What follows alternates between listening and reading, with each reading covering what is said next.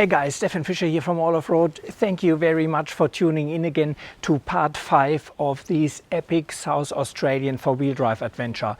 One of the best trips I have ever done, and I reckon if you ever only do one four-wheel drive trip, this would be the trip to do. Please keep watching to see what we discovered when we followed the Great Bight west, and check out why the bonnet of the cruiser is open and what issues I had.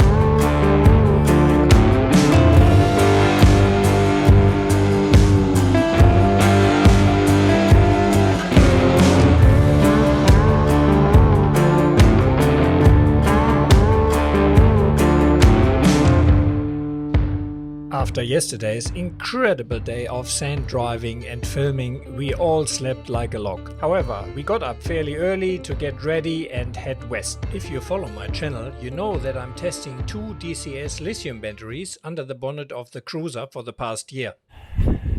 Had a pretty busy night charging. 6 DJI batteries plus my iPads and the DJI remote. Few other cameras. Interestingly, my inverter does not work when I drive, which doesn't really make sense. Mind you, that's a very old projector inverter.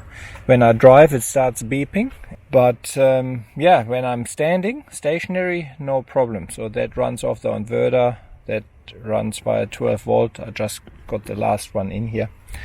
So what's my voltage now? Yeah, 13.16, so that's pretty good. I'm discharging, I'm still having stuff on there.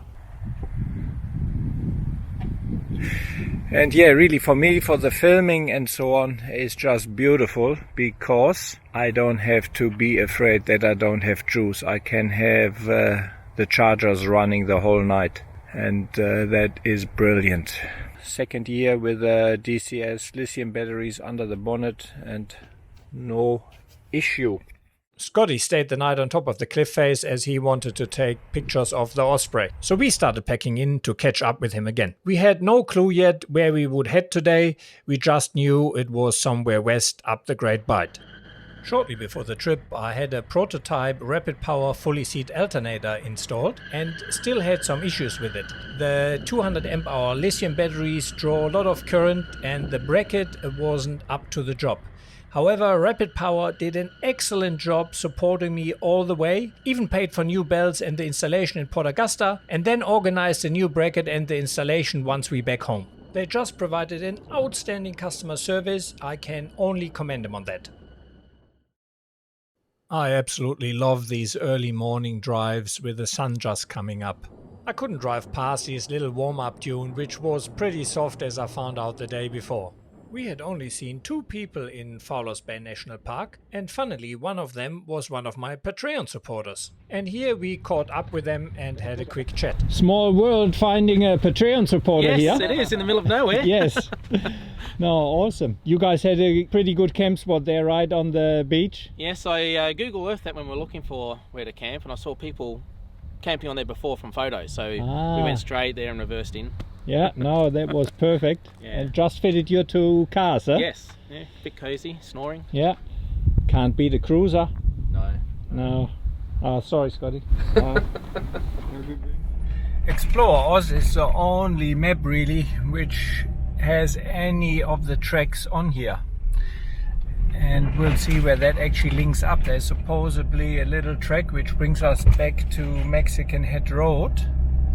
That's not on Hema, not on the new Hema, not on the old Hema, but on Explore Oz it is, and at the moment we're following a track, so let's hope that works. If you're interested in the best navigation applications, make sure you subscribe, as I soon will be releasing an update to my GPS apps review.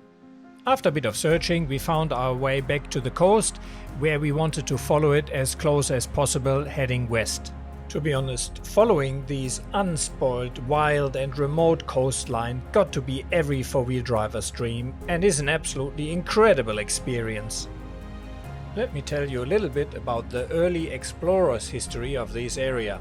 In 1840 to 1841, Edward John Eyre, together with his Aborigine companion Wiley, were the first Europeans to traverse the coastline of the Great Australian Bight and the Nullarbor Plain by land, on an almost 2,000-mile trip to Albany, Western Australia. John Eyre originally started the expedition with John Baxter and 3 Aborigines, but on the 29th of April 1841, 2 of the Aborigines killed Baxter and left with most of their supplies. Eyre and Wiley were initially able to survive because of their excellent bushcraft skills, extreme toughness and ability to endure suffering. But further into the trip, they were close to perishing and only survived by a chance encounter with the French whaling ship Mississippi under the command of the Englishman Captain Thomas Rossiter, for whom Eyre named the location Rossiter Bay. I'm telling you, this was really a different generation of men. That would be a bit of a camp spot here. And tons of goats.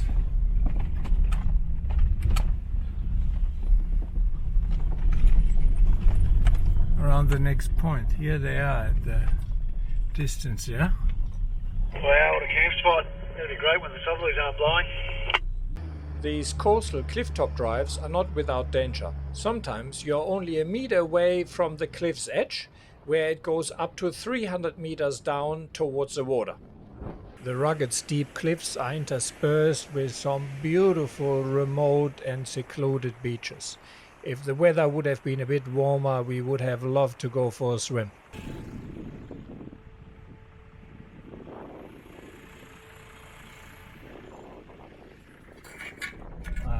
I think I moved to South Australia. I mean, I really can't describe.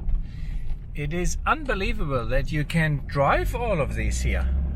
And it doesn't seem to end.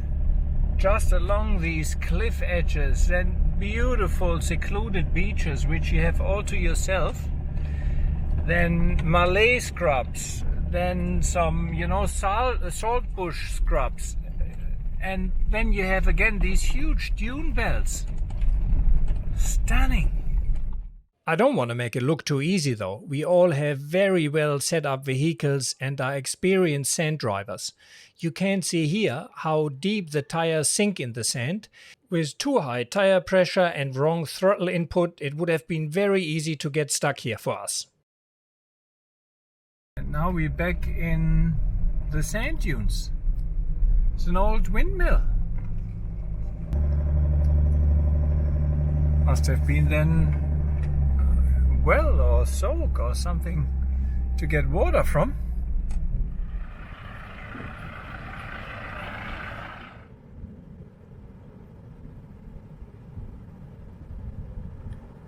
Shortly afterwards, the guys spotted a school of decent-sized fish in the ocean, so Dave decided to throw a line and see whether he can get us some lunch. Unfortunately, Dave didn't have too much luck catching a fish. He snagged the line with the first cast, and after that, not much luck. So we continued weaving our way along the coast until we came past these shingleback on the road. He's already gone. Did he move? Yeah. Did you hit him? No, I hope not.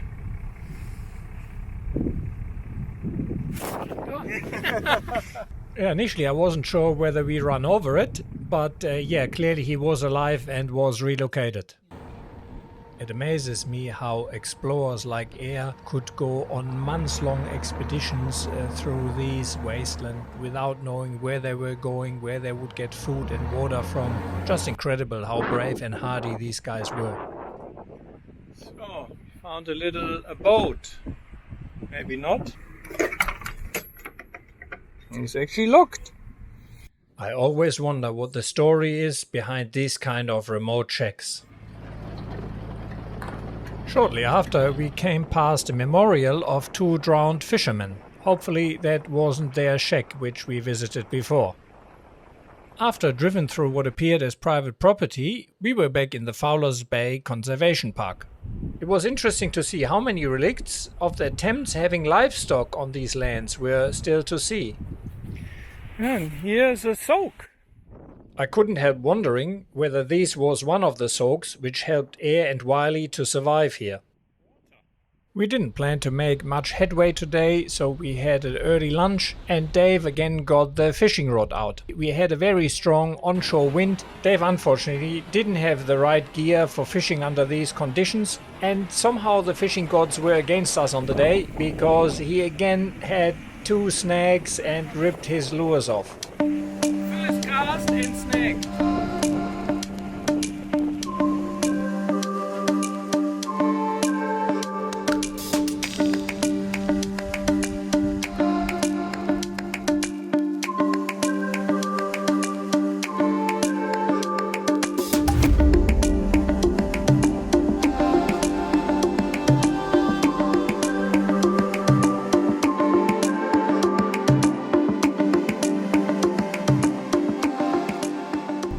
I think you definitely want to be well prepared when you come in here.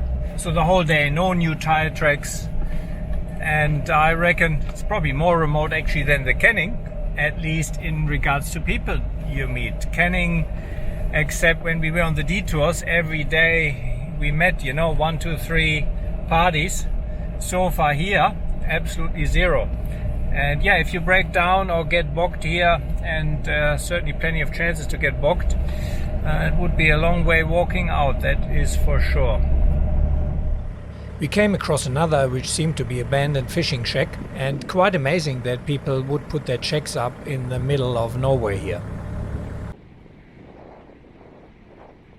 The often westerly winds and often very, very strong winds, you see that nothing here really grows tall. Everything grows close to the ground, and even trees which otherwise probably would be tall, they grow very flat but therefore wide over the ground. Quite interesting. Yeah, there's supposedly a track here, but that is gone. It was now nearly 5 o'clock and we definitely had our eyes peeled to find a suitable campsite. Ooh, that's a bit of screeching here. Yeah, the dunes really taking over this track here. That is crazy.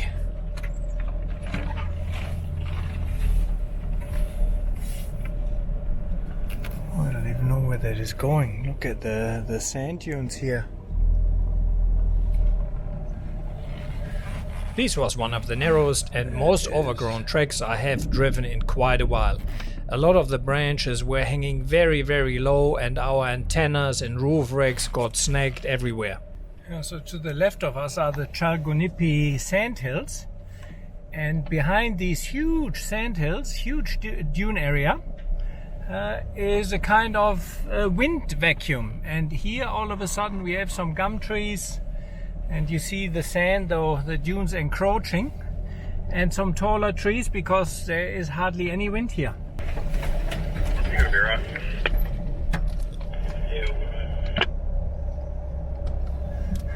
Guys, that's like, I don't know what, the forest, the rainforest here. I don't know about rainforest, but certainly vegetated. One thing you need to take into account if you use Explorer OS, that you can't really rely on every small track being on the map still being there. I really love that they have old station tracks and very old tracks on there, but that also means some of them are overgrown, some of them are closed. So take that into account if you plan your trips with Explorer OS into some remote and less traveled regions. We were only halfway in the trek, but it felt like we scraped already all paint off our cars when we finally found a suitable camp spot. What do you reckon, Scotty? I'm actually super excited. I love that spot. It's nice. Backing onto the dunes. It's good. I think plenty of bit of shelter and out of the wind, which was pretty relentless. yes. And if we just step up there, I think we're in the middle of the dunes. Yeah. Yeah, nice. It must have been a camping area from someone else. There's a dunny set up there. Yeah. And old boy, absolutely beautiful. It'd be interesting to try and figure out how far these dunes creep each year.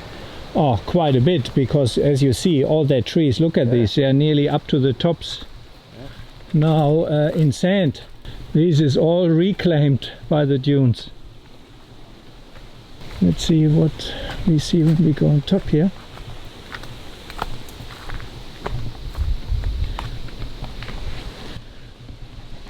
Thanks a lot for watching, guys. This is the end of part 5 of our epic Fowlers Bay adventure. Stay tuned for part 6 of this series, where we try to escape these impenetrable forests. Check out where the world's longest man-made structure hits the ocean, explore some remote homestead ruins, and finally solve the riddle why the cruiser had the bonnet open. Thanks a lot for watching. I hope you enjoyed the video and maybe got some useful information out of it. Please keep in mind, this is a privately funded channel. I don't do any paid reviews, I don't have any big sponsors, so all of this comes out of my own pocket. So if you can, it would be greatly appreciated if you could head over to Patreon and become one of my Patreon supporters. With a small monthly payment, you really can help me to stay independent and make these videos for you. I also receive many questions every day from all sorts of subjects, from travel advice, from car build advice, from location advice. It is impossible for me to answer all these questions. However, as a Patreon supporter, you have direct access to me via the Patreon platform. Any easy questions asked there, I will do my best to answer that question. You will also receive all my videos a few days earlier and some exclusive videos only released on Patreon. So if you can afford it, maybe head over there and shout me a cup or two of coffee per month. Thanks a lot for watching. See you along the tracks. My final thanks to everyone involved in the trip. Thanks for Scotty from Southern Sky Images for providing one of his absolutely stunning images.